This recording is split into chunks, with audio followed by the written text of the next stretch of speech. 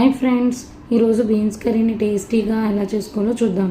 ఈ కర్రీని ఇలా చేసుకుంటే మళ్ళీ మళ్ళీ మీరే చేసుకుంటారండి. ఎలా చేయాలో చూద్దాం. బీన్స్ని తీసుకొని ముందు కడుక్కొని ఇలా ముక్కల కింద కట్ చేసుకోవాలండి. ఒక కుక్కర్ తీసుకొని కట్ చేసుకున్న బీన్స్ ముక్కలన్నీ యాడ్ చేసేసుకొని ముక్కల్లో కొంచెం సాల్ట్ వేసుకోవాలండి. సాల్ట్ వేసుకున్న తర్వాత కొంచెం పసుపు వేసుకోవాలండి. పసుపు వేసుకొని చిన్న గ్లాస్ వాటర్ వేసుకోవాలి. తర్వాత కుక్కర్ మూత పెట్టేసి హై ఫ్లేమ్లో 2 విజిల్స్ తెప్పించుకోవాలండి. ముక్కలన్నీ చక్కగా ఇలా ఉడికిపోతాయి.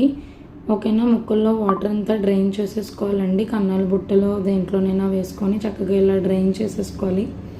ముక్కల్లో ఆయిల్ వేసుకోవాలండి.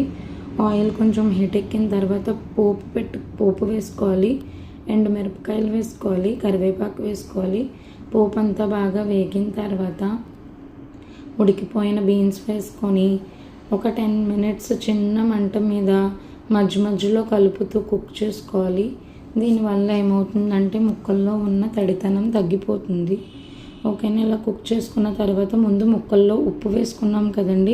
ఇప్పుడు టేస్ట్ చూసి సరిపోకపోతే కొంచెం సాల్ట్, కూరకు తగ్గట్టు కారం వేసుకొని ఒకసారి మొత్తం కలిపేసుకొని దీంట్లో 1 టేబుల్ స్పూన్ శనగపొడాన్ని యాడ్ చేసుకోవాలండి. యాడ్ చేయడం వల్ల మంచి టేస్ట్ వస్తుంది. శనగపొడం ఎలా చేసుకోవాలి అన్నది నేను ముందు వీడియోలో పోస్ట్ చేశాను, చూసుకోండి. అంతేనండి, స్టవ్ ఆఫ్ చేయడమే, కూర అయిపోతుంది.